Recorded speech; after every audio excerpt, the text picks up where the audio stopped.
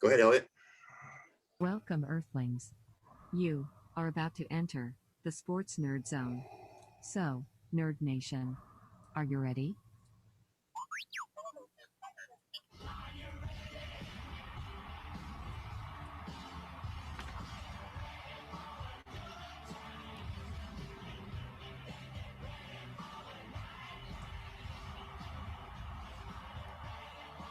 And now, along with his Rant Pack brothers, Big E, John, and Ken, here is the host of the Sports Nerd Show, Scott, the Sports Nerd, right? Hello, everybody. Once again, welcome to the Sports Nerd Show. I am your humble host, the Sports Nerd Scott, along with my panel of degenerates, I guess I could call them, Elliot, John G. Olson, and our special guest this evening, Mr. Derek Lofland. Derek, an extra special degenerate? Is that what you're saying? Yes, an extra special degenerate. Throwing him under the bus? Well, he is a lawyer after all, so we want to, if you want to go there. Anyway. Hold on a second. What is it? What is it, Mr. Cotter? What is it, Mr. Cotter? Look, man. Juan has a note from his mom. Horseshack is crazy. There's Barbarino. Remember Barbarino? Mr. Yes, I do. I remember Barbarino. What?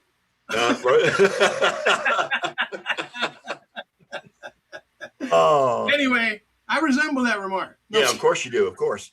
And again, Derek, once again, thank you very much for joining us this week. We do appreciate it again. Lots to talk about regarding the NFL. Of course, because most of it happened today. We were talking before the show. I was out shopping with my wife for a couple hours, and the whole league turned on its head while I was out shopping. And like I said, I got my tweet deck open, and the columns are just going crazy because all the stuff coming through from Adam Schefter and the Ian Rappaport and all these guys coming in going, what the hell? Anyway, before we get started, the audience will notice that we're missing someone this week. Kenny is unable to join us simply because, and I wish there were more people here to hear it, but I'm going to say anyway, he had a heart attack on Friday morning around 4 a.m. that morning. He got admitted to the hospital. They immediately did some tests on him, and yeah, he did have a heart attack. He is still in the hospital. Will be there until Monday. At the earliest. He's doing well. He's complaining about the hospital food as usual. I've never heard anybody compliment the hospital. Come on. Are you serious? Hey, I had a 3-day stint in the hospital a couple of years ago, and the food in those places are just god awful, horrendous. It's just bad.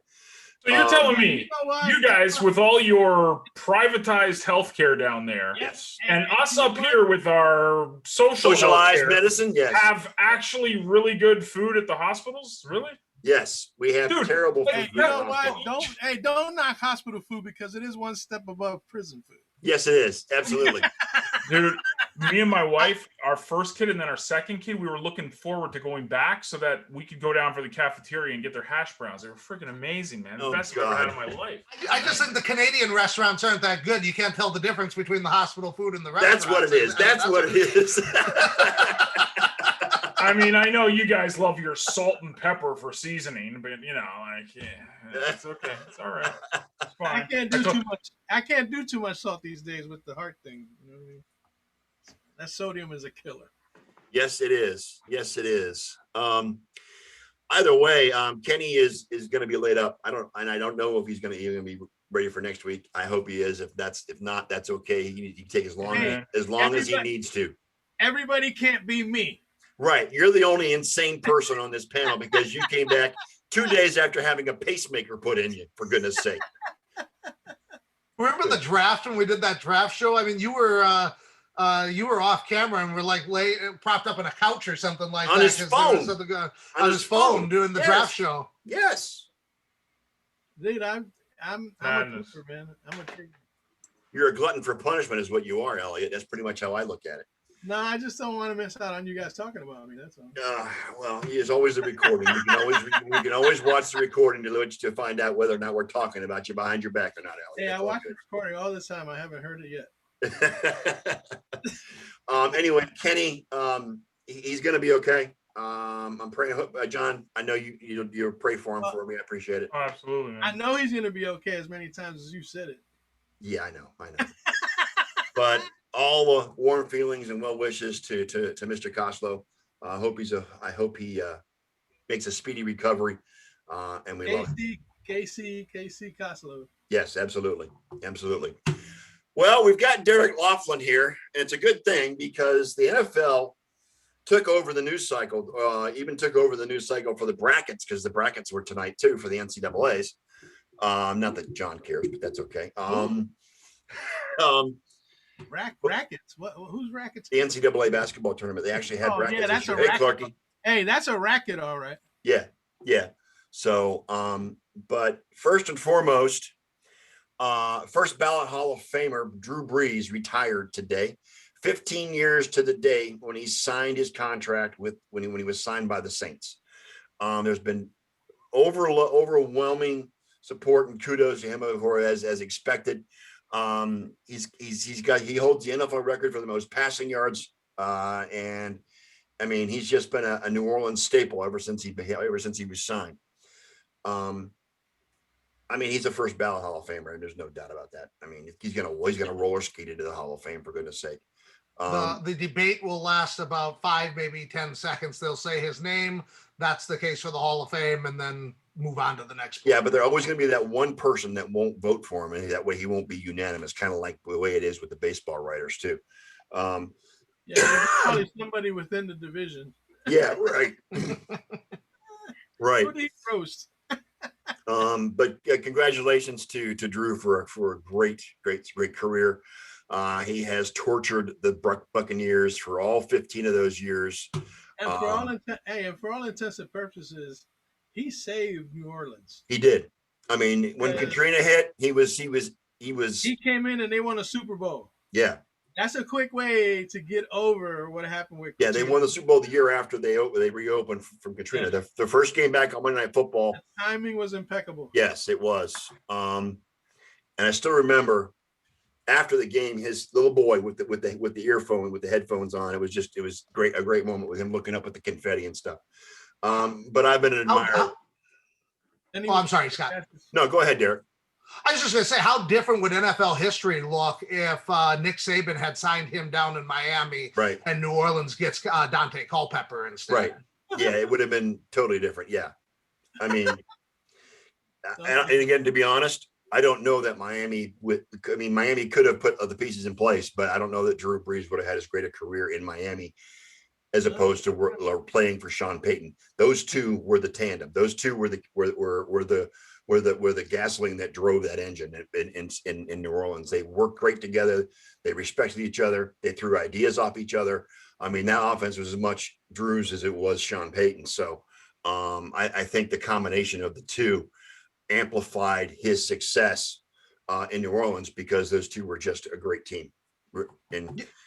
Yeah, absolutely. Yeah. I mean, you look at when he signed there. I mean, he started making 5,000-yard seasons look routine there. And up until I'm sorry. Go ahead. Finish up. I know. I was just going to say, I think that no player in the history of the league has more than 2 5,000-yard seasons, and he's got 5 of them, I believe. I mean, he just, for a while there, he was making 5,000-yard seasons look routine. He was averaging 4,800 yards a season and 35 touchdown passes. Wasn't the running game kind of suspect during those years? Well, yeah, it was.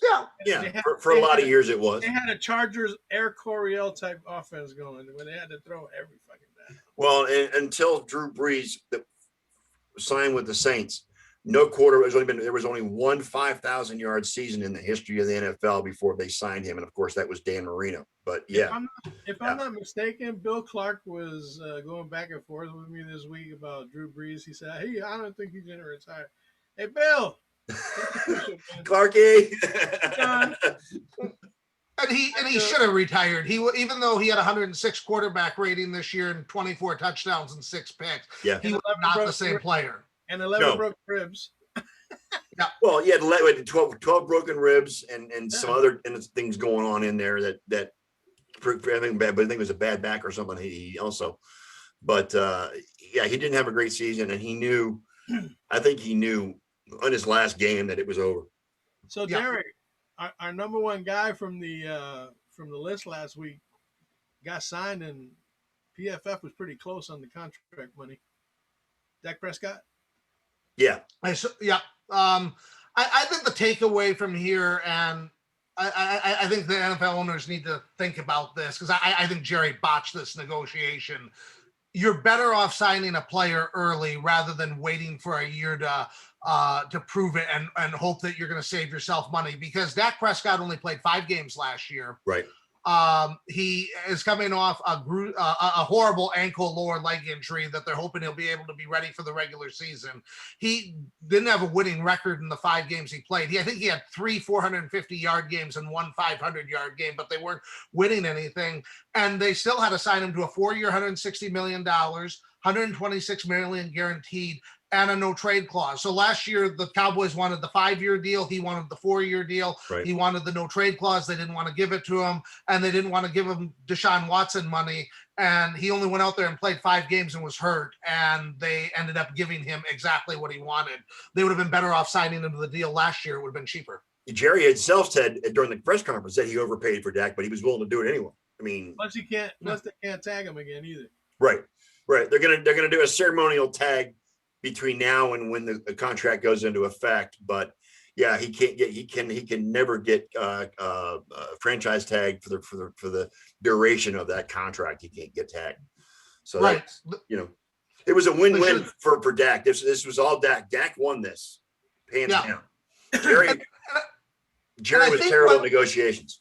Yeah, it was terrible negotiation by Jerry. And I think what happened was, I think Jerry's attitude was, well, I could go out and get a replacement level quarterback and take this team to the playoffs because I got a good offensive line. I got Ezekiel Elliott. I got all these wide receivers, and Dak's a product of that. And I think what happened last year when they went through, Andy Dalton and the other 2 young quarterbacks that didn't do much of anything, I think it became evident that, no, you can't just put anybody back there. And so I think how much everybody else struggled strengthened his position. If Andy Dalton had come in there and looked like the Andy Dalton that took the Bengals to the playoffs, maybe this is a different discussion then. Well, they have no defense at this point either. So that's their bet.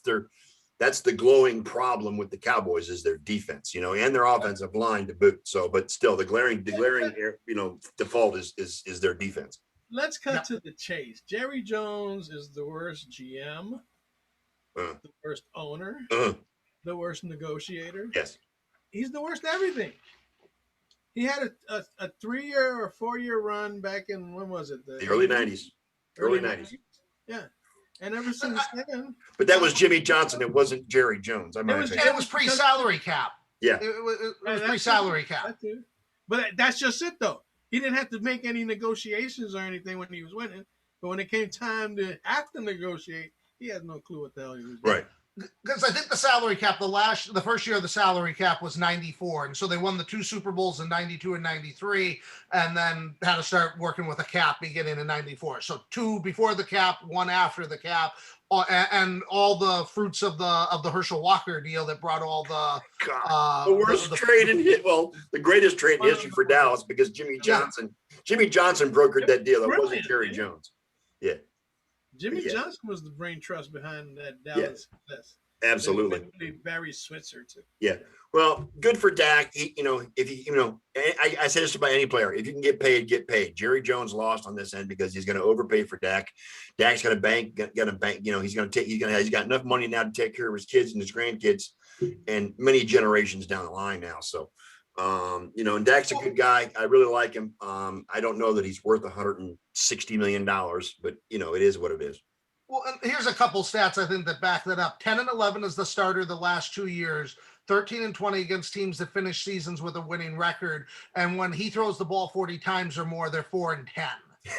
When he throws for more than 300 yards, they're 9-6, but it drops to 5-6 when it's more than 334 yards. So it's 5 of those wins are on the very low end of the 300-yard spectrum.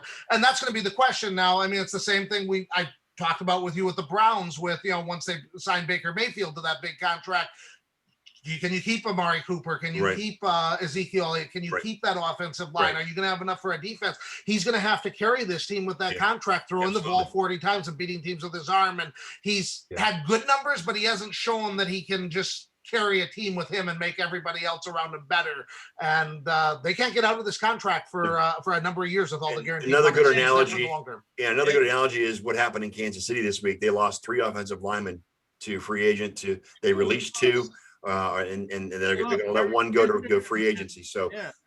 Patrick Mahomes' contract, I believe, is responsible for that. No, but they restructured it. He restructured his contract. He did, but it didn't knock a whole lot off. I mean, he didn't do too much. Again, this is what happens when you pay too much money for somebody.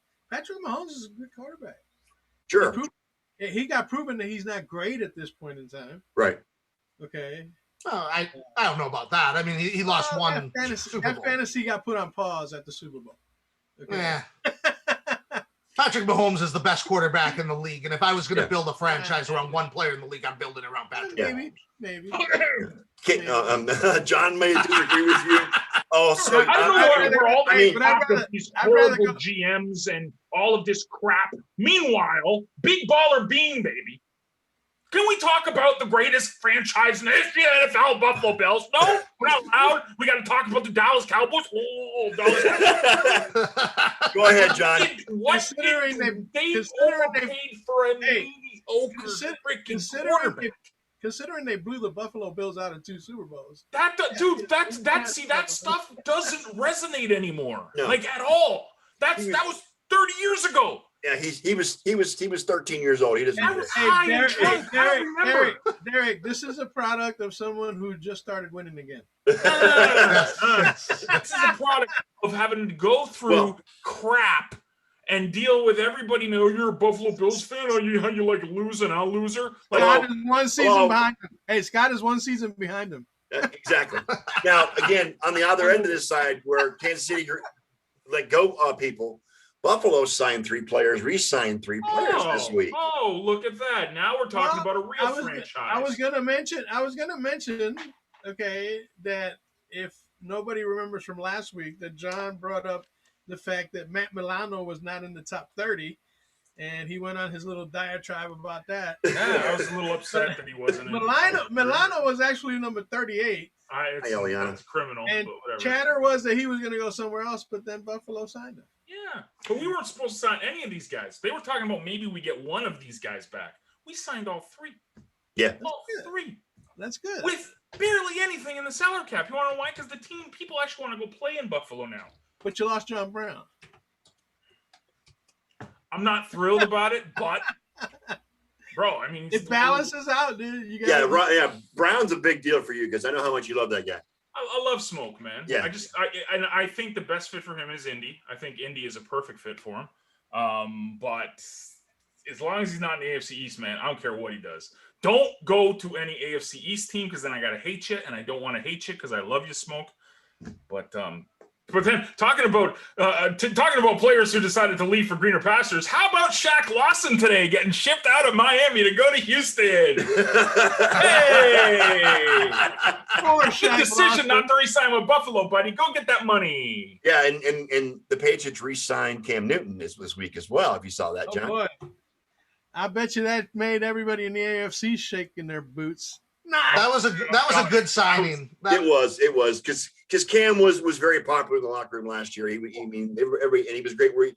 And Belichick, but you know what? He's going to come into the season with that same raggedy ass arm of his. Yeah, but it got reported as a $14 million deal, but about $9 million of it was all incentive based. Yes. There's no guaranteed money on the contract. Right. I think it's $3.5 million. If they want to go get Jimmy G, they can go get Jimmy G. If they want to draft a quarterback in the first round, they can. Which so why not go with a veteran? Yeah, why not get a veteran quarterback that has run your offense for a year and get him under contract like that? I mean, they're not committed to anything. If they want to cut him, but that makes it sound like he ran it well for a year. He didn't run it well at all. No, the Patriots were awful last year. I mean, no.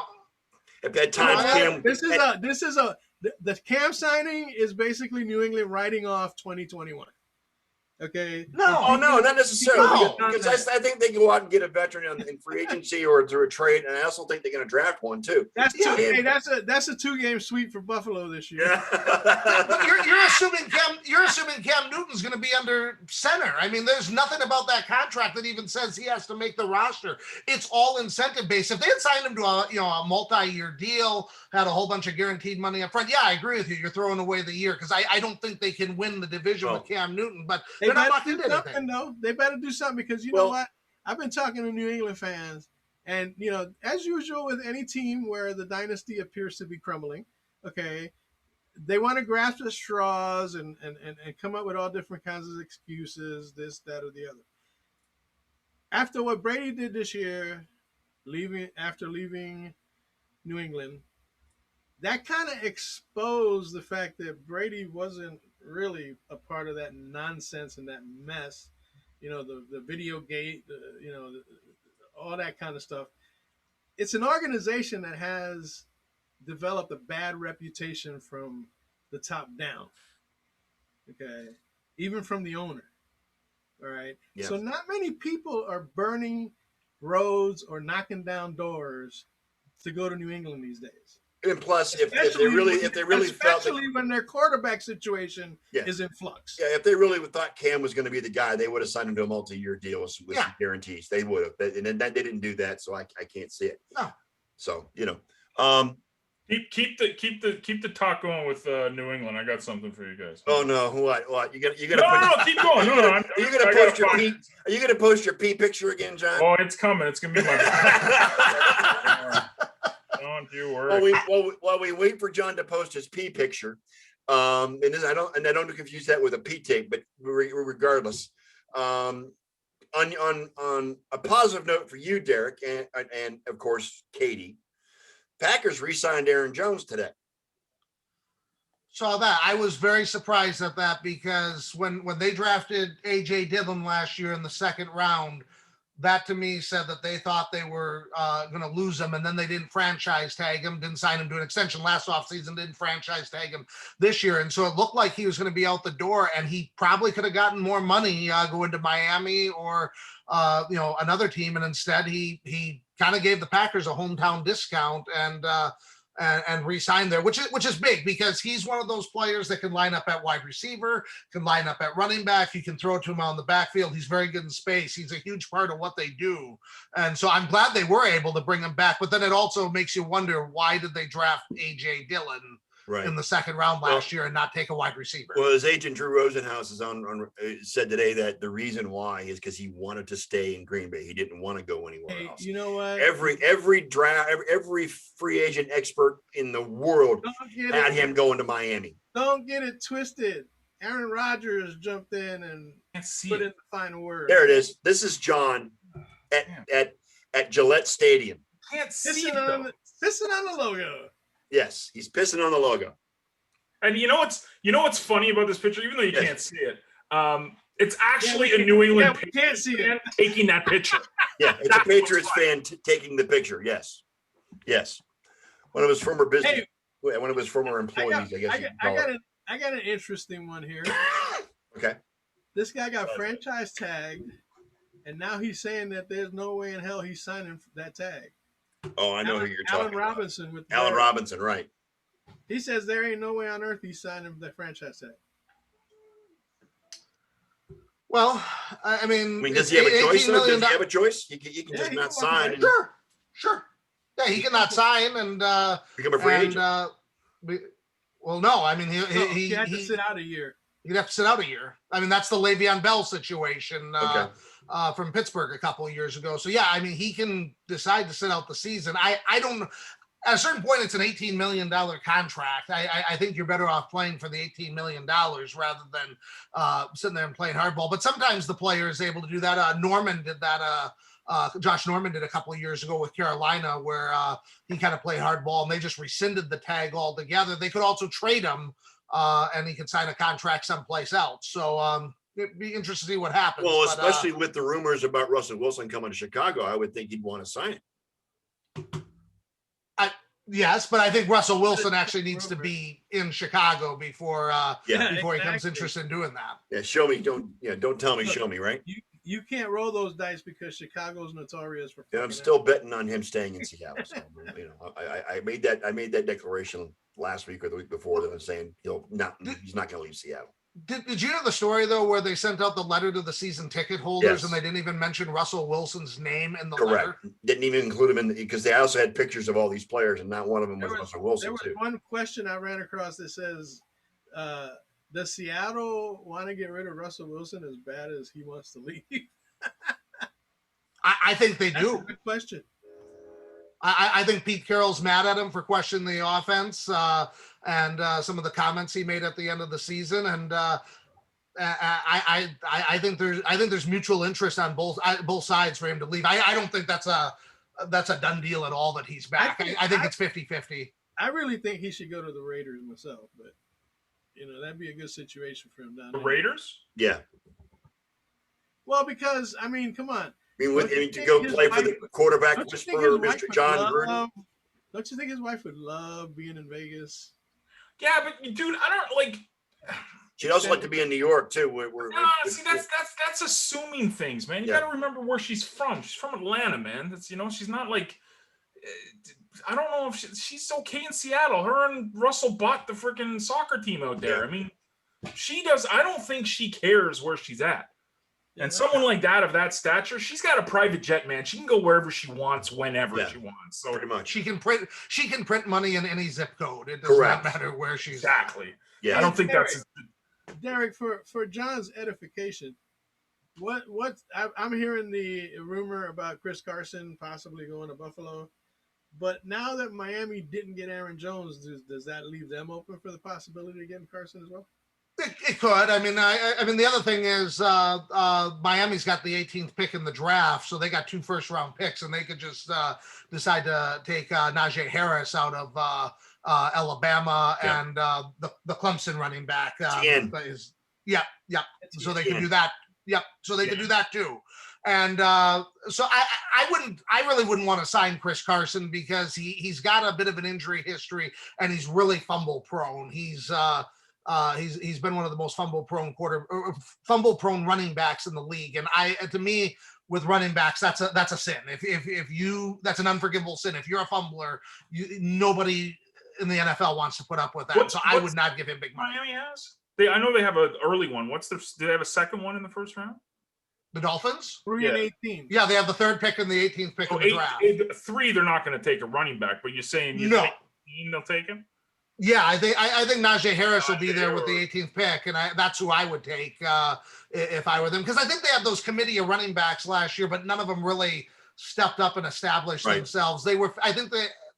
I've done some research on that. I think they were 15th as a team in fantasy points scored by running backs, but they didn't have anybody that jumped off the page. It was a true committee, and if they got a featured running back, that would really help their offense significantly. And Harris is the one that's got the size and the receiving and running back running skills to be a bell cow back. Alabama had 3 finalists for the Heisman Trophy, for goodness sake, last year. I mean, he was one of them. So I mean, the kids. I mean the players that come out of Alabama are just amazing. They're pro ready when they come out of Alabama. Absolutely, they are. Yes. Yeah. That's just the way it is down there. Correct. Let me move real quick. Some interesting franchise tags that occurred. The Saints tagged Marcus Williams. That's not a surprise. No, I'm not saying surprise, but just some franchise. I was a little surprised that though they're in such cap hell that they go and franchise a player. I think the safeties it's only about a $10 million tag, so it's not crazy money like it would be at the ends or the wide receivers. Yeah, CBS has it 11.196 is what they're talking about. Yeah. Well, your boy got tagged too, Godwin. Curtis Godwin in Tampa got tagged as well. The Buccaneers had to make a decision because there's 3. They got Godwin, they got Shaq, Shaq Barrett, and David Levante David. They had to decide which one of those 3 was going to get tagged. So what they did is they tagged Curtis Godwin. They re-signed Levante David. Now they got to re-sign Shaq Barrett and Brady's restructuring his contract, and they're making moves and they're trying to create enough cap room to where they can bring Shaq Barrett back. So Brady's going to start writing checks to the team. Yeah, right. Right. And of course, there's the rumor that Elliot brought up, and before we started, that Brady wants OBJ in Tampa as well. I mean, I know you've heard that one, Derek. I have. OBJ's under contract with the Browns. I mean, that would have to be a trade situation. It wouldn't be wouldn't be a free agent thing, but they'd have to trade to get him. But like I told him, Derek, or I was telling him, OBJ's value is far from what it used to be. I agree. Because of all the injuries and stuff. So yes. It's not the OBJ that made the catch against Dallas anymore. No, it's not. I'm 100% with you on that. But if you watch his training videos, his value is in the toilet, basically. Well, yeah, but you know what? If you see the training videos he's posting on Instagram and Twitter, the dude's working hard. He's working his ass when his off. career took a dive, when he fucking decided to go out on that boat when he was with Bieber. The Yeah. Bieber. Dude, ain't that the truth? And he couldn't pull off that boat shit like Tom Brady did. Dude, That was before the wild card game against Green Bay, and Yeah. he didn't show up on that game, and they got stunk the house out. They Yes. stunk the house out. Yes. Cam Robinson with Jacksonville was another surprise, but a minor surprise. He got tagged, the offensive tackle. They got him for $14.5 million. But Jacksonville, like we said last week, has the highest cap room in the NFL right now. I mean, Right. the gap between what they're spending and what they can spend is just freaking huge. right. And the thing is, even if they let him go to keep the cap space, you can only sign so many quality free agents, and you're overpaying. You might as well franchise tag one of your younger guys and use it to work out a long-term deal rather than just go shopping in free agency for the sake of shopping there. Right. And again, the last one Elliot already mentioned was Allen Robinson getting tagged. And again, he's threatening not to sign that franchise tag. Leonard Williams got tagged too with the Giants, the interior defensive lineman. Leonard Williams, yeah. That's the most interesting of the tags because he wants to be tagged as a defensive end because he had 11 and a half sacks and lined up on the outside quite a bit. He got the tag as a defensive tackle, and there's about a $3 million difference between the positions, and he's filed a grievance. So that's going to affect the cap number for the other teams. Well, I can't say I blame him. The same thing with tight ends that could be considered wide receivers. We've had that issue before too. I can't remember which player it was, but that came up a few years ago. Jimmy Graham. It was Jimmy Graham because of how much he lined up in the slot and on the outside as a wide receiver when the Saints were trying to franchise him as a tight end. Wow. So what are we hearing about Juju Smith-Schuster negotiating with the Steelers to stay in Pittsburgh? That's I mean, with the Steelers having as much cap problems as they have and how good Claypool and Johnson have looked. Johnson's had drop problems, but he's still shown to be a dynamic receiver. I don't know why they would spend that much money on him. That just seems like a perfect signing for the Jets, where he can go there, big money. Jets fans are happy in the offseason. John will love it. He doesn't do much for the season. Love it, man. John would love it. I hope he TikToks on the logo again and we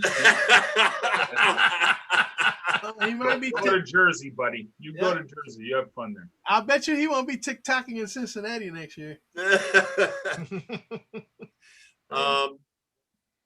Seahawks released Carlos Dunlap. That's a good pickup for anybody who gets him.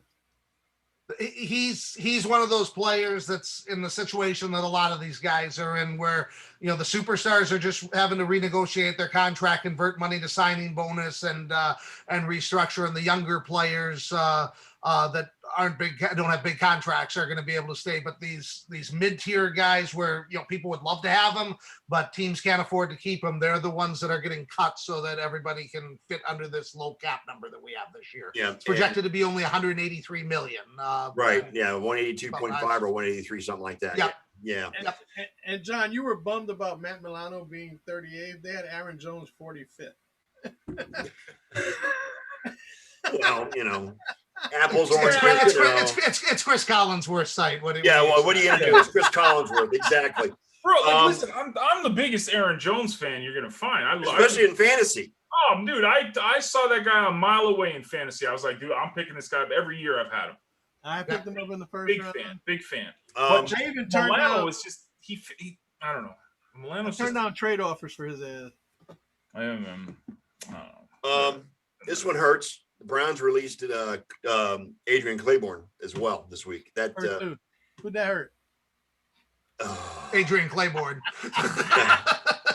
Yeah, I mean, he had a good season with the Browns. I was surprised they released him, but I mean, again, with the cap the way it's going, I it is what it is. But I think a lot of these guys that are getting released, they're going to sign 1-year deals, get the money they can, hope they have a good year, and then try to cash in next year when the cap goes back up. Yep. Anybody know where Tyrod Taylor's going? Is he going to like scream the doctor? I bring him back to Buffalo, bro. Let him back up, Josh. Why not? Bring him back. They love Tyrod in Buffalo. They love him in Buffalo. Just make sure you do background checks on the medical doctor. Yes, on the team doctor. We're good, man. We're a respectable franchise now. Thank you. There shall be no Buffalo slander. There you go. Here was something that happened. Hey, you know what? You've earned that after 25 years of correct. Yes, he has. Obscure. What did you think? Being a Packers fan and hating the Chicago Bears as much as you do, 3-time Pro Bowl guard Kyle Long is coming out of retirement. But is he coming to Chicago? No. Well, he's a free agent. I mean, he was a very good guard for them for a number of years, and injuries forced him to walk away. And who knows? Maybe a couple of years away from the game can allow him to heal. Most players do not get better as they get older and are trying to recover from injuries. And in a year where there's not a lot of cap space, I mean, he'll probably. There'll be interest for him, but I don't think he's going to get a major contract or anything. The quote was, he is 315 pounds, healthy, happy, nasty, and shredded, and is signed with an agent. So, I don't know. I mean, yeah, he's been gone a couple of years. Let's hope he can get back into it. I don't know. The Saints released Emmanuel Sanders. I don't think that's a big surprise, but I mean, the Saints had the most cap problems of any team in the league, and they're just having to make painful decision after painful decision to get back under the cap. I've been reading that he might get reunited in San Francisco with Kyle Shanahan because he was traded from Denver to there. That's for where the he started. Super Bowl That's where he run. was drafted, was in Denver. So yeah. No, Pittsburgh. He was drafted in Pittsburgh. Was he drafted in Pittsburgh? Yep. He signed as a free agent with Denver when Peyton Manning got there. Yeah. Okay. Yep. Okay. Of course, Quan Alexander was another cap casualty in New Orleans. If they get Son Barrett, they should get Alexander back on the team. We talked about John Brown. Sorry for your loss, John. It's okay. As long as he doesn't sign. I heard a rumor. Would you take Gronk on your team if he? Gronk? Well, he's a Buffalo kid. Hell yeah, man. He's a home grad. He's a Buffalo kid. When I came on the show, I read something about that. Yeah, I don't think it'll happen. I mean, Gronk is tied to Brady, man. I mean, I think if they don't offer him, he'll probably just say, I'm done. The tight end position in Buffalo is Zach Ertz, please. But, what about Hunter Henry? Would you rather have Hunter Henry or Zach? I mean, Hunter's the younger option, right? But he's another injury-prone motherfucker. That's the thing, right? It's like, but he's younger. He might have bigger upside, but I mean, I don't know. Any more injuries, and he ain't gonna last much longer. What's that, sorry? That's one thing that is key on me with Hunter Henry as well, was the fact how often he got hurt. He was a great tight end his first couple of years. I mean, he lit it up when they were in San Diego. Antonio Gates had to cut him out of retirement because of Hunter. Yeah, very true. Yep. Very true. Okay, so the guy is not durable. He's not dependable. Okay, he's shown flashes. Yep. Okay, but I'd rather have a Zach Ertz over Hunter Henry. Yep. But Ertz was injured beyond belief last year too, and he's older. I mean, he looks like he's breaking down. The only difference is I think Ertz you're going to be able to sign for a 1-year contract pretty cheap, where Hunter Henry, because of how weak the tight end position is and his age, I think somebody's going to be dumb enough to overpay for him. Is it me, or is Jonnu Smith getting way too much hype? The Tennessee Titans tight end? Yeah, Jonnu Smith. Jonnu. I thought you said John. Jonnu Smith. Yeah, I mean, he's one of the guys that like people that value the combine and value the physical traits love him because of his acceleration, because of his 40 time, and all those things. But he had so many games last year where he had one catch for 8 yards, and he had a good start to the season when AJ Brown was hurt and they needed Smith to be the red zone threat. And then when AJ Brown came back, I mean, he wasn't heard from again. So It disappeared. Yeah, and so I mean, he's got the talent, and if he gets paired with a good quarterback, he could do well. But he also seems to be somebody that just disappears for That one season, large stretches of games. That one season when Delaney Walker got out for the season, he had an opportunity and he didn't step it up. He didn't take the most. He didn't make the most of it. But who was their quarterback that year? Was Mariota still there? I think so. Yeah. I mean, and he was hurt all the time too. And then Tannehill has brought stability there, but they've been leaning on Derrick Henry, and they don't throw the ball a ton. And they've had AJ Brown and Corey Davis. I don't know how much of that is scheme as far as whether Vrabel values the tight end position, and they just forget about. And the other thing is, if you're down on the 1 yard line, what are you going to do? Throw it to the tight end or have your 250-pound running back blast it through the middle? So I don't know. I don't know. Ask Pete Carroll what he would do. Keep throwing interception to Malcolm Butler. Yes. Who, by the way, got released as well. Malcolm Yes, Butler. he did. Yes, Yeah. he did. Yes. Oh, Malcolm. Janoris Jenkins got released again. This is the Saints trying to get under the cap before cap casualties. Yep. Cap casualties. Pause 1 second, guys. I got Ron coming in. I'm going to bring him up. Real quick. Okay. I know it's a little bit early, but we're going to bring him up. That's all right. Bring him up. You might have some input on some basketball. I don't know. Ronnie, what's up? Hey guys, There he goes. okay? There he goes, running from the bear again. Yeah, he is. Running from the bear. Are you guys able to hear me okay or what? Yeah, you're fine. You're echoing a little bit, but it's on your end, not ours. I mean, you must not have any soundproofing in your rooms, but that's okay. Oh yeah. No, it's the new office. So It sounds fine, Ron. You're good. You look good. You look healthy. You look happy. You look good. Thank you very much. Hey, Thank get you. a 10. I'm feeling good. Yeah, you just need to get a tan. I know it's hard to do that. I know it's hard to do that in Canada, but Get a tan. The Canada slander. Get a tan, It's in he said. BC. It's beautiful out there, man. Yeah, I know. This guy's always slandering Canada, man. Maybe with that background you can't see. I was just trying to show you the outside. The Okay. outside world where I live here. Hang on. Let me just move that background for a second Beautiful here. out where he's at, man. Yeah. We're just wrapping up our American football talk. I know you're not. Hey, do you guys recognize my background? Please tell me you do. It's Married with Children. Married with Children, man. No, it's all. Yeah, it's Married with Children. Yeah. Yeah, Married with Children. Yeah. And I almost said All in the Family, but the screen door threw. every time I put this picture up, Oh my I keep waiting for Bud to fall from the second floor. Look at the atmosphere. Oh, Ron, you don't want me to show you what's outside my window because it's sunny. It's snowing. It's sunny, 70 some odd degrees and palm trees. So I'm just saying. Of course it is. They don't have to bike indoors here. No. And Well, a buddy of mine actually went outside today. no, wow. He asked me to go along, but unfortunately I wasn't in the mood. But yeah, he went out today for sure, and it's there. We're almost there. We're ready to go outside. Okay. Real quick, just to wrap up our football talk with Derek. Last one I want to get to is Kansas City released Mitchell Schwartz, Eric Fisher. And there was another one that they released as well. I forgot who it was. Those are the two guys that missed the Super Bowl. They were due to injury, correct. And they also released their center as well this week. So He's gonna be running for his life, and now everybody has the blueprint. yes. Well, everybody's got the blueprint, but not everybody has the pass rushers that Tampa That's had. true. That's true, but rough times coming for Patrick Mahomes if they can't get that line situation straightened out.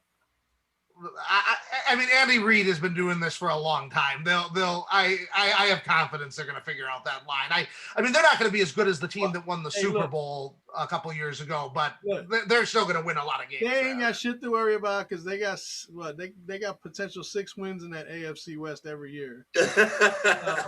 They're already starting 6-0. Okay.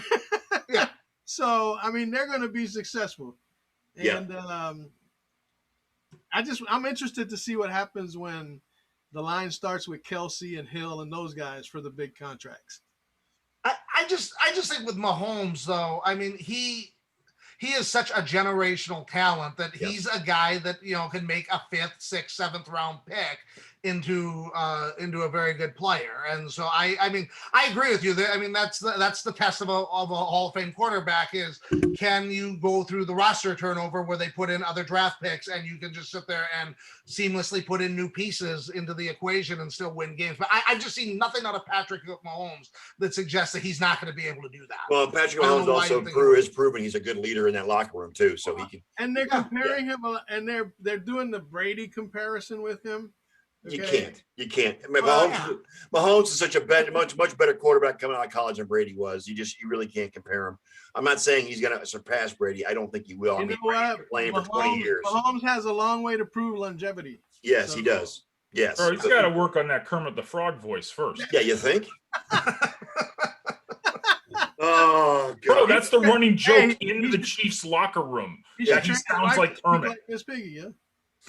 All right. Hey, did you guys hear that his daughter just born got scholarships from colleges? Yes, in Texas Tech. Yeah, where he went to school. It's a freaking infant, dude. Yeah. She's already got a scholarship for Texas Tech, where her dad went to college. It's amazing. Ron, because Mahomes can't afford to send his kid to college. Right. Right now. Yeah. All right. Derek, thanks so much. If you want to hang out for the rest of the show, you can with Ron, talk some hockey if you want. If not, we're glad you could join us. I got to run, so it was good seeing you guys, and we'll do it again. I'll talk to you during the week, Derek. Sounds good. Have a good one, guys. Peace out, Derek. Thanks. Go Pack. Right. Go Pack. Ron Gallo, our NHL commentary. What's going on, brother? Hey, not too much. How about you guys? I'm doing well. Because this guy's coming back. I'm ready. Bring him on. Did you go to the game? No, I did not. They only allowed 3,000 fans in the arena. And I wasn't one of them. So, but they got the banner in the rafters because they promised they would not put the banner in the rafters until they had fans in the arena to share it with them. So, and John doesn't care because No, you're just such a diehard fan. I am. Bro, if I lived in Toronto and if the Leafs win the Stanley Cup, no matter where I live, I'm going. I don't care. I'm going. You don't care about COVID or like that? Don't give a rat's behind. Let's go.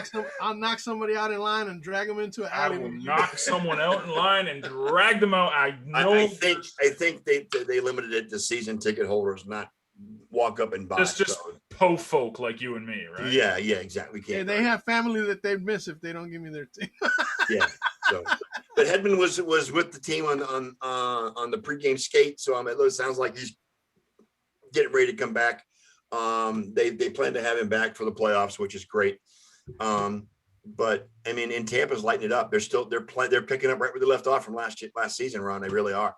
I mean, they're playing great hockey. I mean, and they beat Nashville. Not that Nashville's a juggernaut, but they just hammered Nashville last night, 6-3.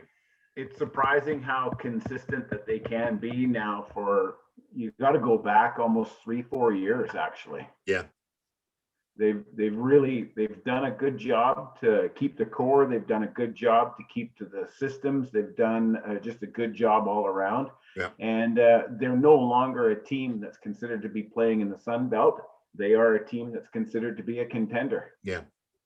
And it's in Tampa teams this past year, they've got trophies for the Rays went to the World Series.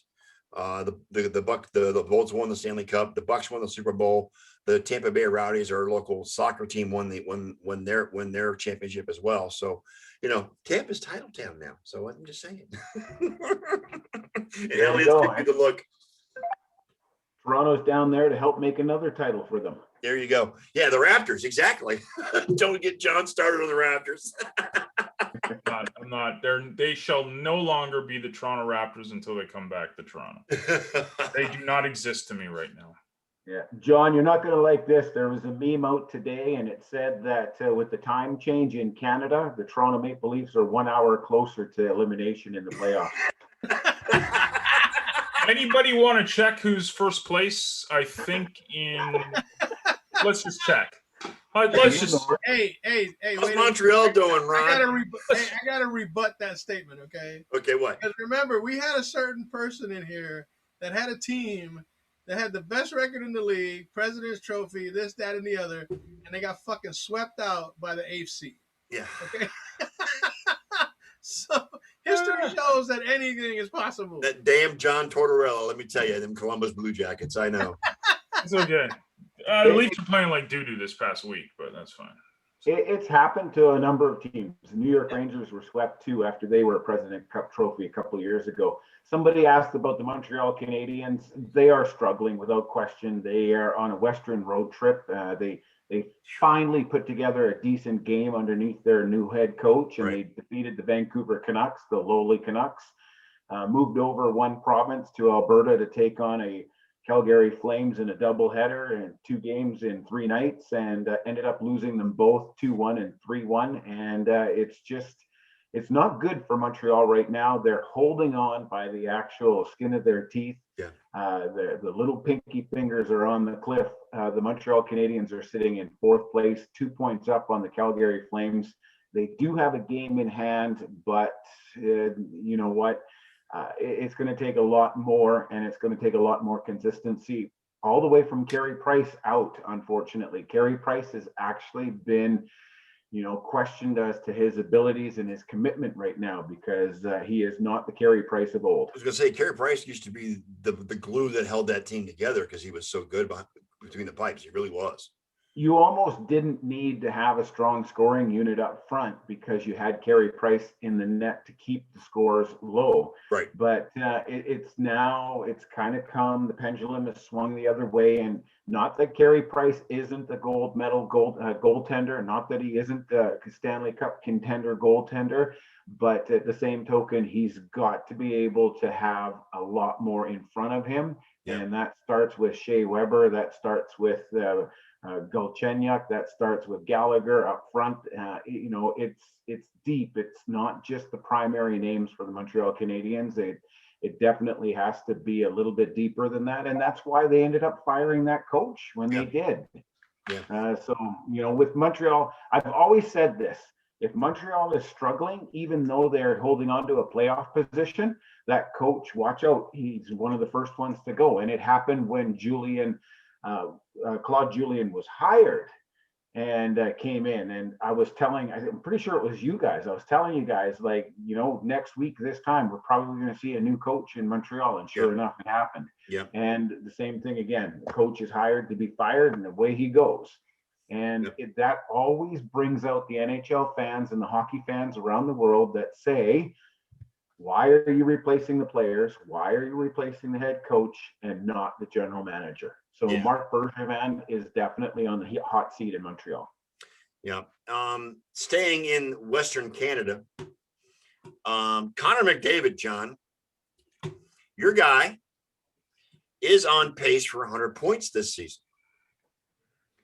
Yeah, can you tell me who's number 2 in the league in scoring too? Just for I don't have that in front of me. I'm sorry. He's probably from Edmonton or Toronto. Yeah, he's probably from Edmonton. Yeah, that's. It's who you told me earlier. Okay, Leon. Yeah, Leon. Right. He ain't gonna talk about number 2 if he's from some other team. I think number 3 is Austin Matthews. It is, yes. Austin Matthews is. Yeah. So in fact, Austin Matthews has 21 or 22 goals, on pace to hit 40 for the season. And I mean, your guys are just lighting it up. Dude, I mean, Connor is just amazing, and he's awesome, but I'm a Leon guy. Leon's my number 1. I love Leon. Really? Yeah. He's the reincarnation of Matt Sundin. Okay. I love the way he plays. I'm big. Well, looking at the Scotia North standings. Player, sorry, go ahead. Yeah, looking at the Scotia North standings, which is the new division in Canada. The Scotia North. Yes. Toronto has 40 points, and they lead the division. Okay. Edmonton's 3rd. Yeah. With 36 points. So that you should be a happy camper, John. I'm fine, but just like these guys said, the regular season don't mean squat, man. Right. Don't mean squat. These are great. It's fantastic. It's fun. I enjoy watching it. I mean, to me, there's nothing more exciting than 3-on-3 overtime, Edmonton Oilers, Leon and Connor. I mean, it's insanely. Are they on the same line? That's the question. Well, they're on the same line. They go back and forth, but then now they're on the same line with this amazing little guy named Yakamoto. He's about this big. Not Yakamoto. Jeez, I can't even pronounce his name, man. He's this big, and he's amazing, and it's great and it's wonderful. But yeah, Connor and Leon, watching them play, it's insane, man. It's insane. And if you love hockey, it's must watch. So, John, just a piece of trivia for you. Jujar Kara, when he was 16 years old, lived in my house as a billet player for the Spruce Kings. I love Jujar. There you go. Nice. Jujar's awesome. You're still doing the announcing for the Spruce Kings this year, aren't you, Ron? Yeah, now they haven't been playing because of the COVID protocols around the provincial health authority saying that no teams are allowed to travel in the province. You have to kind of stay inside your zone. So there's been no games this season. But yet the NHL's doing it, so I guess the NHL means because they make more money. The NHL is doing it now. The Western Hockey League has found an opportunity, and the BC Hockey League, which is where the Spruce Kings play, have come up with a safe play program, and they're going to do a bubble system. So there's going to be 4 pockets in the province of British Columbia, and the teams are going to play in those pockets. Okay. And so the season is actually going to start up, get this, April the 1st. April Fool's Day. Yeah, normally the BC Junior Hockey League is done in April, except for 2 teams. The 2 teams that are battling it out to go to the Doyle Cup and then on to the Royal Bank Cup, the big national championship in the country of Canada. But anyways, irregardless, I mean, it's taken that long to try and sort something out for the junior hockey players. And I know this is not on your guys' itinerary, but I just want to speak to it because when you think of players like Jujar Kara, he would never have had that opportunity to play for the Edmonton Oilers. Again, piece of trivia, and you have to remember it's me telling you a story that's not really public. But his dad used to play basketball, and he actually got disillusioned with the game of hockey at a young age, and he was going to go and play basketball. And the Prince George Spruce King scout down in Vancouver talked him into coming to Prince George and just giving it a try. If he had never come to Prince George to give it a try, he would have never ended up with his NCAA scholarship, and he would have never been seen by the Edmonton Oilers, and he would never got drafted by the NHL into the NHL. So again, like I said, it's just a little bit of a side story, but the importance of that story is that these young kids need an opportunity. They need a stage to be seen so that they have the opportunity to ignite a spark of interest from a scout. Right. Because if they don't have that opportunity, they're never going to make it to the NHL. And what's going to happen in 5 years from now, if we're not seeing the 13, 14, 15, and 16-year-old players getting an opportunity to play the game today and next year, then we're not going to have any talent coming into the NHL, and we're going to end up with a big old void as far as talent goes. So definitely these games need to be played for the longevity of the sport. I'm in full agreement with you. The minor leagues are the cement, so to speak, that allows the NHL to be as popular as it is, and allow to have all these great players, because we wouldn't see players like Austin Matthews and Connor McDavid, and we wouldn't see these guys out there if it wasn't for that minor league system. I wholeheartently believe it. We don't have anything like that in Florida because it's Florida, but it's but in the U.S. it's across the entire north. I mean, Minnesota is the hot spot, and Boston and Massachusetts is the hot spot in the Northeast for hockey. So I mean, I'm a full believer in it, and you're right. COVID has infected it. To go on this, what's the story of Austin Matthews? Because he grew up in Scottsdale, Arizona. And no, like there's a story to the Canada Drive. Beautiful. I love it. It's a message from our sponsor. Right. But there's a story behind that where he, like, the only way he knew about this is because of the Coyotes, or was there a minor hockey like league down there or something? There is actually in that whole area, like the whole desert area.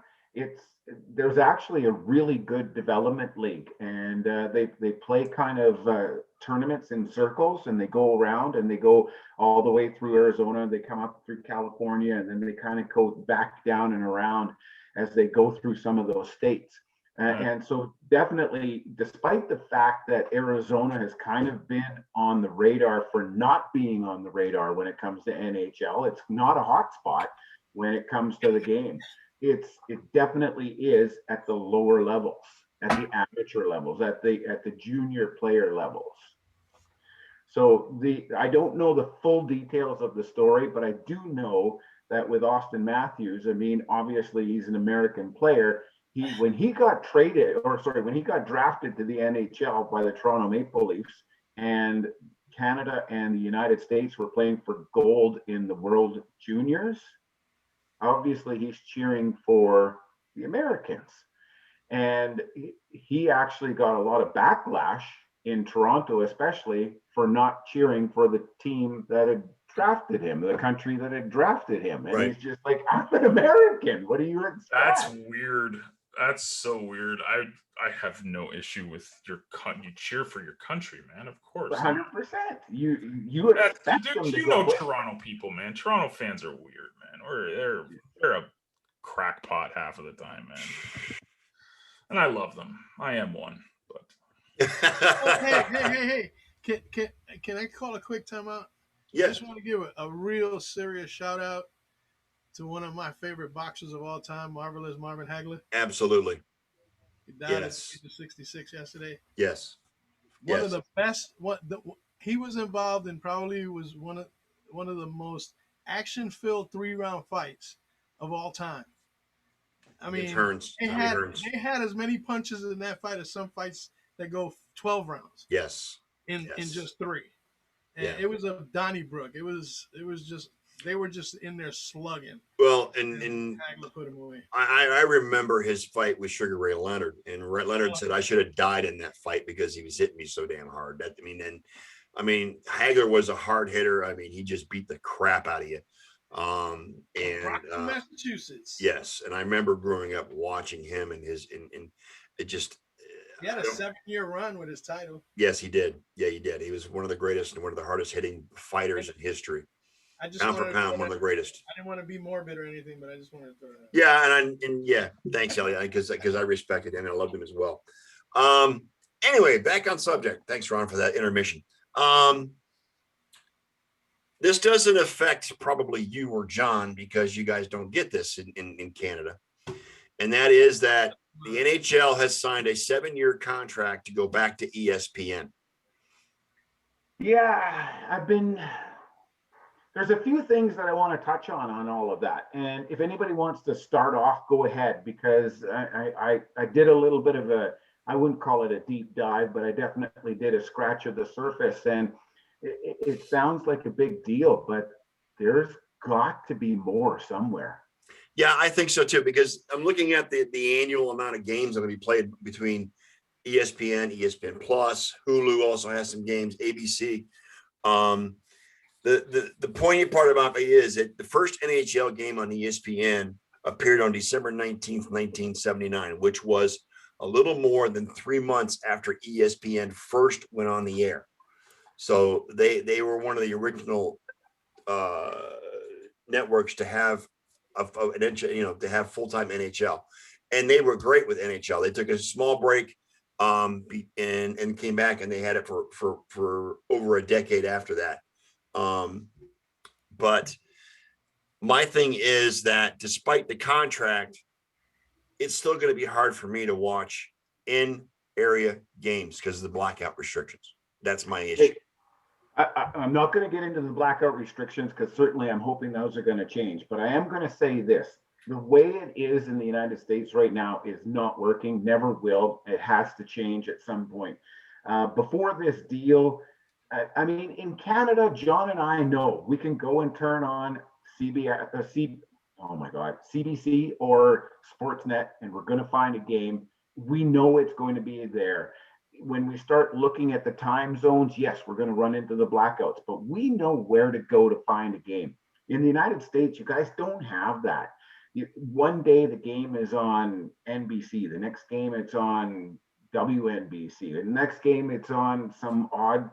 It's all over the map. You never know where the game. A lot of the hockey contracts right now are with the local teams are with local Fox Sports networks.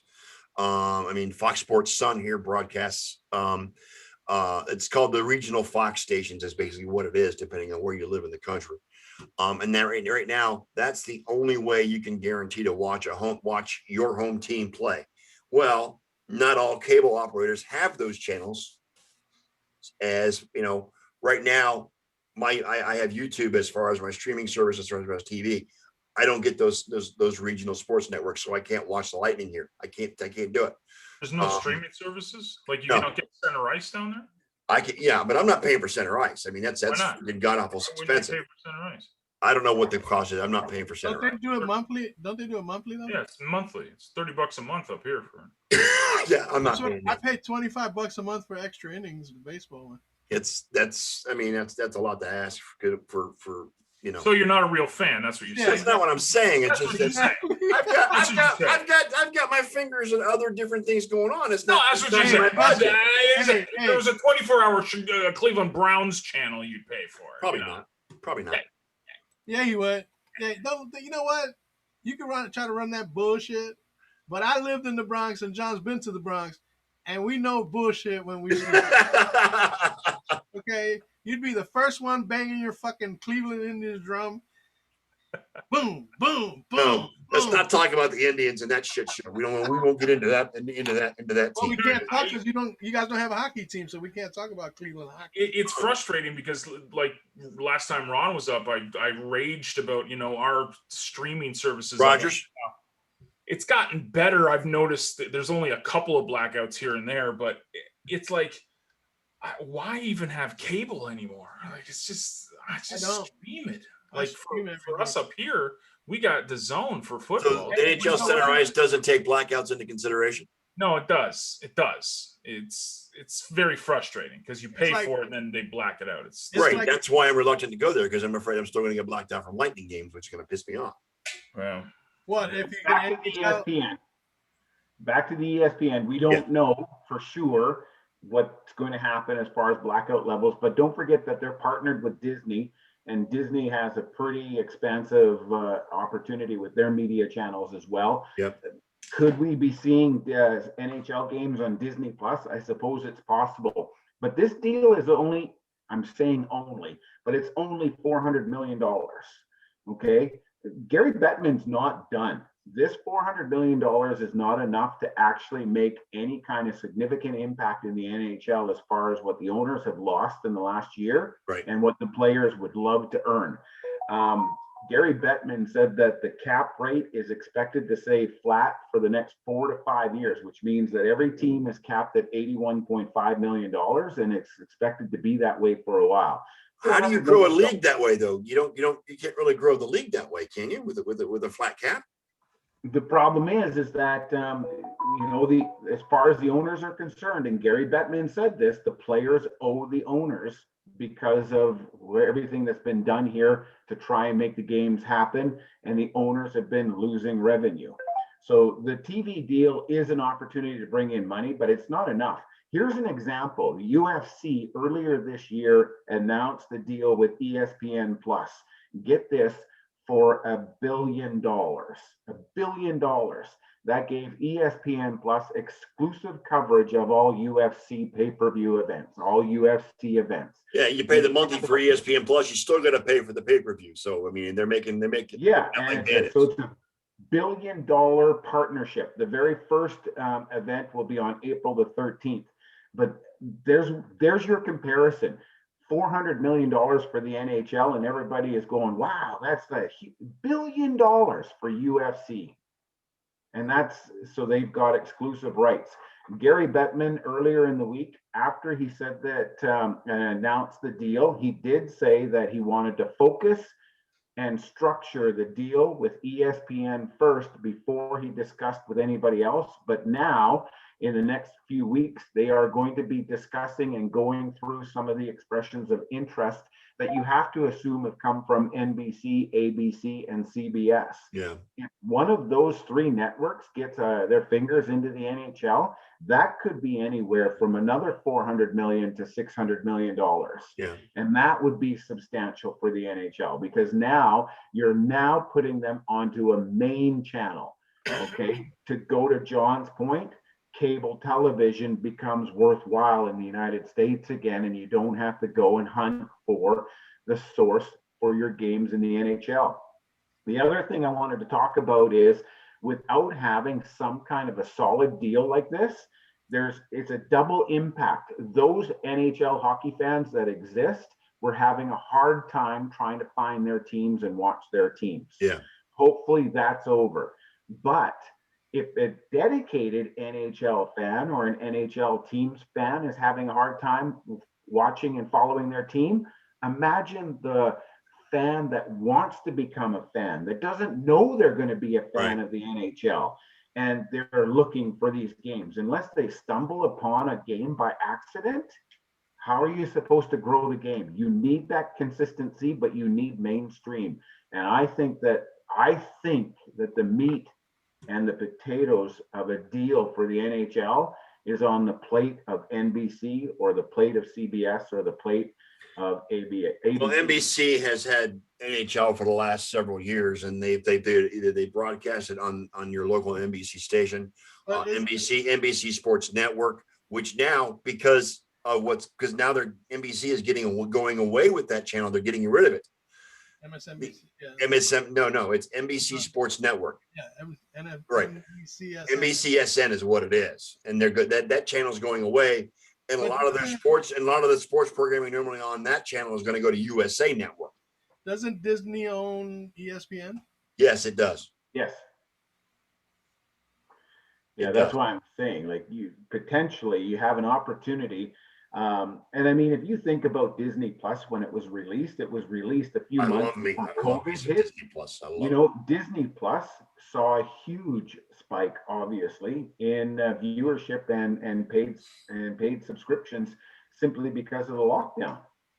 Yeah, I mean, well, that's where the streaming channels came into the game, because of the lockdown. I mean, yeah, Netflix, Prime Video, Hulu, all those guys, and it spawned the Disney Pluses and all the other streaming services that are going on as well. And Paramount Plus is coming out. It used to be CBS something. I forgot the name of it. Watch this. The WWE network. Yeah. Is now going to be part of Paramount on Peacock. Yeah, Peacock. Right. Correct. Yes. Okay, so basically Peacock is $9.99 for their complete full-blown version of the channel. No commercials, no ads yet. So basically I'm taking the $9.99 I paid WWE Network and I'm moving it over to Peacock. And you get Peacock plus WWE Network. Mm-hmm. Yeah. CBS All Access is becoming Paramount, and they're merging all the Paramount stuff into one as well. So, the streaming services are becoming big, and they're becoming huge. But the problem is there's so many of them. By the time you're done, you're still paying what you're paying for cable. That's okay, but you have a lot more control over what you're watching. True. Do you? It does and it doesn't. I mean, you can have the argument all day long. If you go back to when we were kids and there was 2 or 3 channels on the TV, right? That cut out at midnight and played the national anthem? Yeah, exactly. So when we were kids, we didn't have very many choices, but we found what we wanted to watch when we wanted to watch it, and then we'd go outside and play. Fast forward a few years, and all of a sudden you've got all of these extra television channels, and people are starting to complain that there's nothing on TV. Now you've got all these streaming services, and it's the exact same thing. It's like, where do you go? If you don't have this streaming service, you can't get this. So if you want this, now you need this streaming service. So now you've got your cable television, now you've got your satellite television, now you've got your streaming pay-per-views, and you still don't get what you want unless you go and buy this one. So it makes it tough. Elliott throwing his 49ers propaganda out there, I see. Oh, you ain't seen nothing yet. Oh, I know. But I mean, it's a good deal. I mean, ESPN's only paying $400 million, so it's a good deal for them. But I'm concerned about the limited amount of games that we're going to see. I don't think that we're going to see enough games for it to make a difference unless the NHL goes out and gets a. Yes, we'll get to over here in just a second, Ron. Thank you. Hey, that's the price you pay for cheering your local team. If I can't get the Lightning, I mean, it pisses me off. You know, I mean, I get maybe 3 or 4 games a year or 5 games a year on network television. You'd think they'd be more on primetime because of the success that they've had. No, they won't, because it's Tampa and it's in Florida. That's why they don't do it. They want to play. They want to play games from the Northeast or the Midwest when you've got Chicago or Boston and all those guys. The big, the original 4 playing, original 6 playing. Excuse me. And now they're thinking about changing the name to Champa. Yeah, exactly. All right, Ron. Since you're sitting there with him behind you, where'd it go? Where'd he go? There he is. Ovi scores number 716 against the Capitals. Against the Flyers. Against the Capitals. Wow. Against the Flyers, excuse me. To be 1 goal short of tying Phil Esposito for number 6 all-time in NHL history. There's a long ways to go before he gets into that top 3 or top 5, even though, I mean, so he's not going to take Gretzky, that's for sure, but still. You never know. I mean, Gretzky is 894, Gordie Howe is 801, and then Jaromir Jagr 766. And now you start getting into numbers that are still achievable for Alexander Ovechkin. Brett Hall is in 4th with 741. Marcel Dion is 5th with 731. And you mentioned Phil Esposito and Alexander Ovechkin right there. I'm just happy to see Mark Messier slipping down. He's still in the top 10, but we got to get him out of there. Is that Mark Messier Oilers or Mark Messier Rangers? It's all time, so unfortunately, it's no. I mean, like your hatred for him. It's from Rangers. It's Rangers. Hey, John, it's from the. I wanted to talk to John about his Leon Draisaitl, and there's always a support for the great players. With Connor McDavid, of course, you've got the Leon Draisaitl. When you go back to Wayne Gretzky, you had Tico, you had Dave Semenko, you had Mark Messier, you had a number of players that were Wayne Gretzky's support system, if you will. And back in those days, I really wasn't a fan of Mark Messier, but I certainly definitely lost any and all appeal for him when he became a Vancouver Canuck. Oh, really? It wasn't even so much the fact that he was a New York Ranger and got the Stanley Cup and hoisted it. Whatever, you know what? That's team, and there's a captain, there's a leader. They got the job done. Vancouver had their opportunity, missed it, came up short, and watched the New York Rangers hoist the Stanley Cup. But for me, it was when Mark Messier came to Vancouver. He came to Vancouver, pushed Trevor Linden out. Now, that wasn't just Mark Messier, that was Mike Keenan as well, playing a role from the bench. But Trevor Linden got pushed out. Mark Messier, in my opinion, destroyed that team. And then when he left, he carried a contract with the Vancouver Canucks that the Canucks were still paying him for 17 years after he left. Oh, God. That's nothing, yo. Have you seen Bobby Bonilla? That's a Bobby Bonilla contract. Holy cow. He's still getting paid for another one. You know what? 15, Bobby Bonilla, when Patrick Mahomes' contract runs out, Bobby Bonilla will still be getting paid by the New York Mets. I'm just saying, okay? He's been getting paid for like the last 20 years. I know, right? He gets $1 million every June 1st or July 1st. They call it Bobby Bonilla Day down here in the States. It's awful. It's terrible. $1 million a year, pretty much. Why is it awful? It's good for Bobby Bonilla, but not the Mets. I mean, it's still his agent. And his agent. That's good. It's capitalism, baby. Salute it. It's great. Good on him. The American way, man. Come on now. The American way. How old is Ovi? I don't know. I'm not familiar how old he is. Early 30s, I think. 30. He's got a few years left in him Yeah. for sure. Dude, I'm telling you, there's a few guys, like, again, I've said this before on this show. There's a few guys that's worth the price of admission. Sidney Crosby, Yes. obviously Connor McDavid, and Yeah. Leon Draisaitl kind of goes along with him. But I'm telling you, every penny is worth it to see Ovechkin live. It is another. It's absolutely. He's so slow motion when you see the puck going to him. You can almost see where he's going. Like no one else, everybody else is still looking this way. He's amazing to watch live. Worth every penny to see live.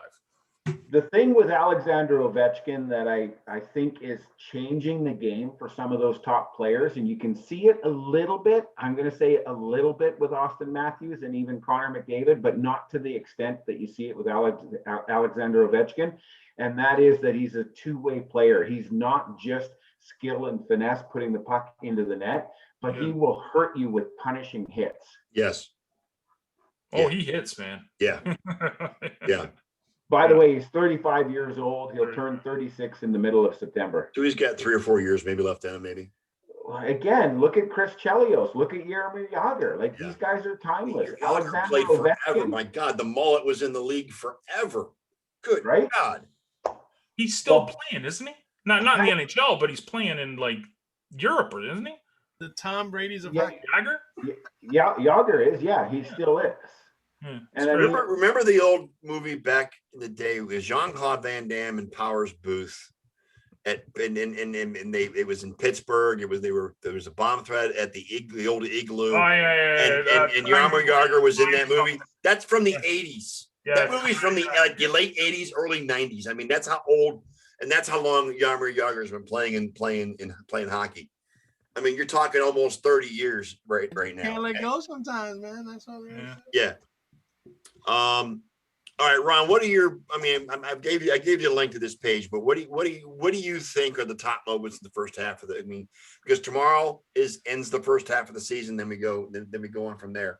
That's an interesting one because, like John and I will agree on this that we have not seen or been able to participate with the entire season in the entire league. We have been kind of mired in this Scotia North division and watching Montreal and Toronto and Ottawa go back and forth across the country to play all the Western teams.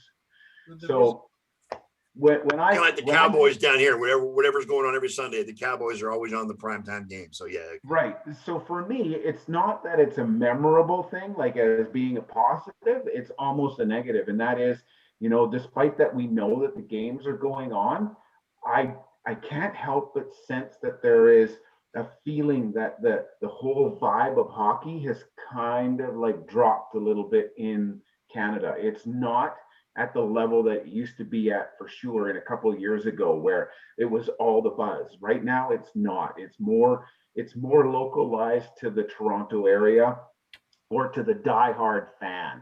And that's because there's no water cooler talk happening.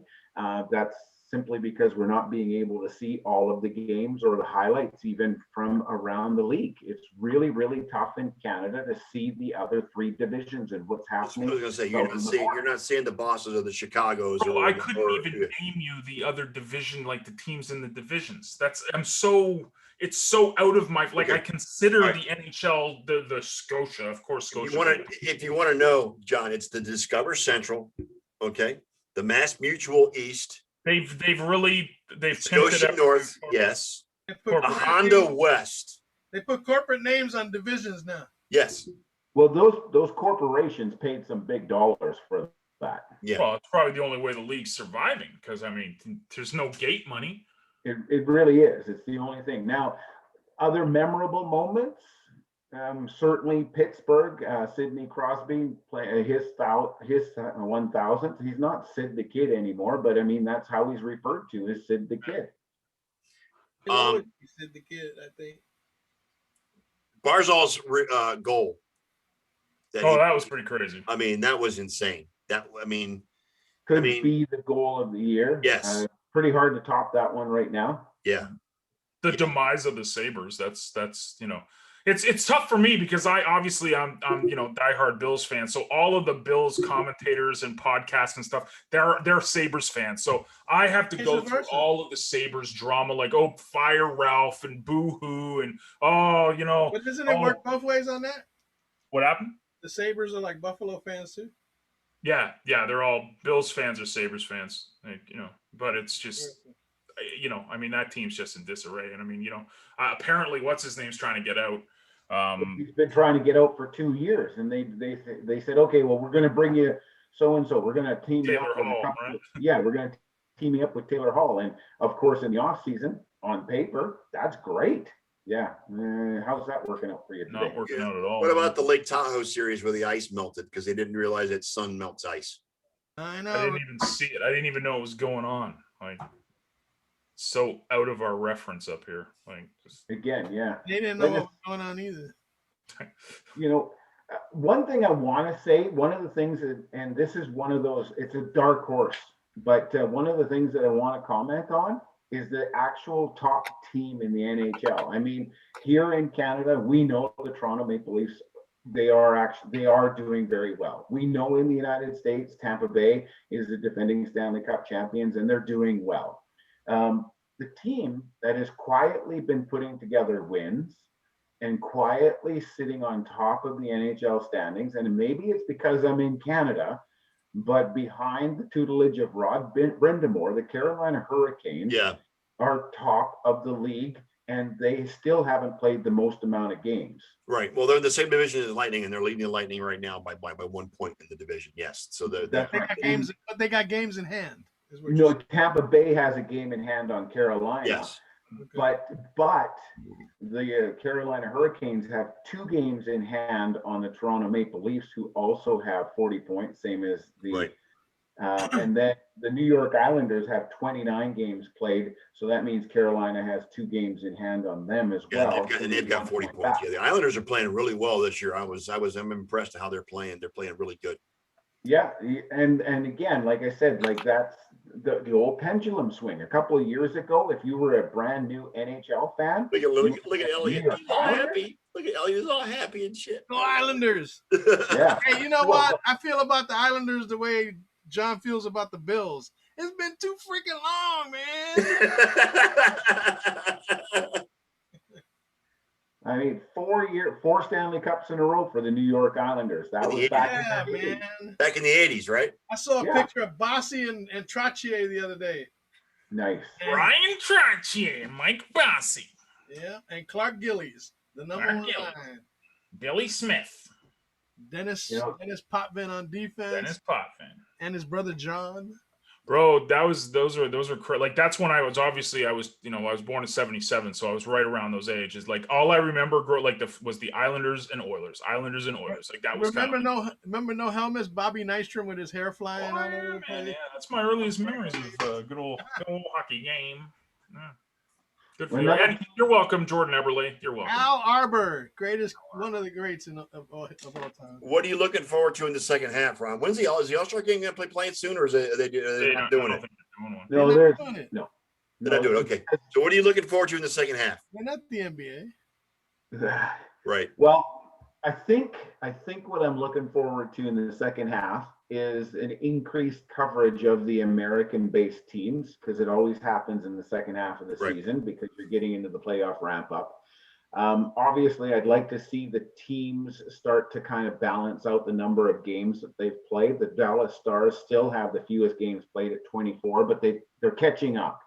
There are teams out there that have only played 25 and 26 games, so they're not that far off. The Dallas Stars are still 500 team. I think that they're still a stronger team in the Discovery Central League than they are. And since the last time we spoke, the Dallas Stars have moved up to 6th spot. They were in 8th at one time in that division. Yeah, well, Ken will be happy to hear that. I don't know if you caught his post on Facebook or not, but he did have a heart attack Friday morning. And he's in the hospital. He had a stent put in. He's doing fine. He's doing well. He's going to be in the hospital till tomorrow. He expects to be sent home, but he is recuperating and he's doing fine. But yeah, he did have a heart attack on Friday morning. I didn't know if you saw his post or not, which is why obviously he's not here tonight. So Yeah, no, I missed that, obviously. Yeah, he'll be glad to know that you're looking forward to seeing what the Stars could do in the second half. Yeah, Ron has been established that he's not the nut job that I am. No, Elliot gets a pacemaker put in, and 2 days later he's on the freaking show. Good Lord. That was 2 weeks ago. So yeah. Hey Ron, at one time I was 6 hours out of cervical spine surgery, laying in my hospital bed, and I signed into Sports World Radio and attended that show. with the old Sports World Radio with what's his face. We won't. Okay. You know what? I'm gonna, maybe it's me because I'm a Canadian, maybe, but it's his birthday today. At least say his name and say happy birthday, Jeff. No. I sent them a birthday wish. All right, I went there. My mother taught me if I had nothing nice to say nothing at all. So I'm just going to say nothing at all. Yeah, it is what it is. You know what? We don't need to go there. When we talk, I talk disparagingly about Mike Keenan and Mark Messier. Yeah. You know, at the end of the day, it is what it is, and you have to make the best of what it was. Correct. Yep. Okay. So yes, in my opinion, those two really decimated the Vancouver Canucks, but the Vancouver Canucks were able to rebuild. They never did win the Stanley Cup with the Sedin twins. They never did win the Stanley Cup with Roberto Luongo. They never did win the Stanley Cup for Trevor Linden. All of that is extremely unfortunate, but it is what it is, and they did make the best of what they were able to make the best of. Yep. You know, if I can talk real quickly still about the Vancouver Canucks, I think we're hitting the time. Yeah, that's right. Braden Holtby, oh my God, he's struggling in Vancouver. Oh, the goaltender? Yeah, Demko's Washington Capitals. Yeah, the Washington Capitals Trailway. Yeah, he won the cup with them, right? Yeah. Well, Ron, you watched the game last night, I'm assuming, with the Oilers. Yes. Dude, like, that was utterly frustrating watching Demko. Like, he was just a rock. Like, he was a wall. Like, you couldn't get anything past this guy. It was insane how good he was playing. It was very frustrating. But you know. And I think that's Demko's mission, is he wants to be considered the number one goaltender. I'm not sure. I'd have to do this for a future radio show, but I don't know if he's in a contract year or coming up on a contract year. But it wouldn't surprise me to find out that he is, or maybe he's just wants to be that good. I mean, you look in Las Vegas this time last year, Marc-Andre Fleury wasn't even being acknowledged in the media as being a member of the Vegas Golden Knights. Right. Now all of a sudden he's their golden child again, which he should have always been. Well, and that's why Vegas is in first place in their division too. So because you know, so and Marc-Andre Fleury is, I mean, you think he's a Hall of Famer, Ron? I would think so. He's got the Stanley Cup. There's one asterisk beside his name with one of the Stanley Cups because Matt Murray came in and actually saved his ass. And, you know, it was because of Matt Murray that Pittsburgh Penguins went on and won the cup. That. But if you think about what the Vegas Golden Knights did with a hodgepodge, in their first season, season, they went to the Stanley Cup Finals.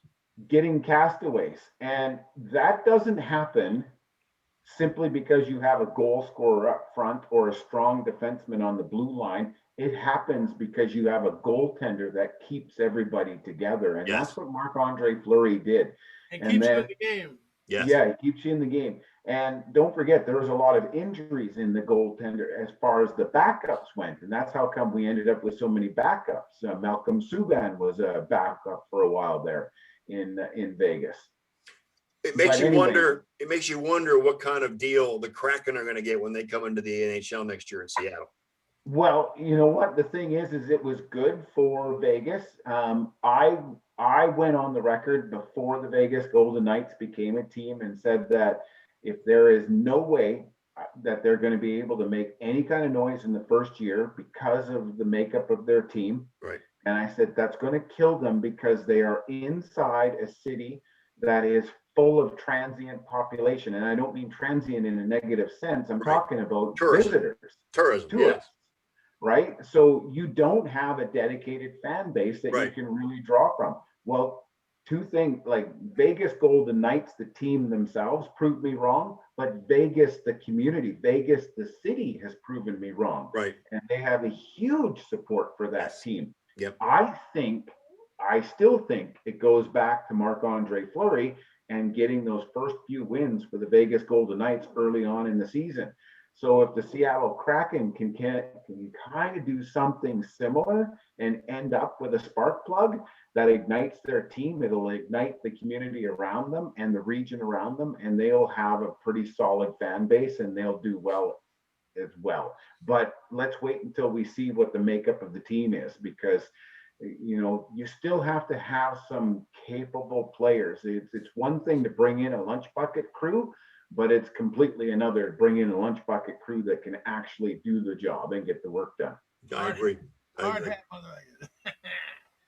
All right. Well, we've reached our time limit, so we're gonna go ahead and sign off. Ron, thank you again so much for being on the show tonight. It was really good to see you. Thank you, Ron. Hey, stay warm. Stay out of the snow. Stay warm.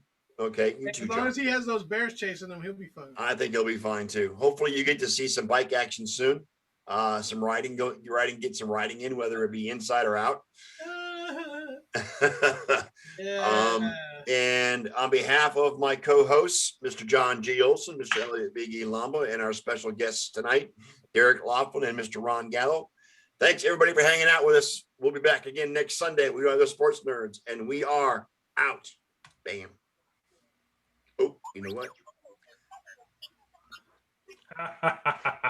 I stopped the stream, Elliot. Don't bother. I figured.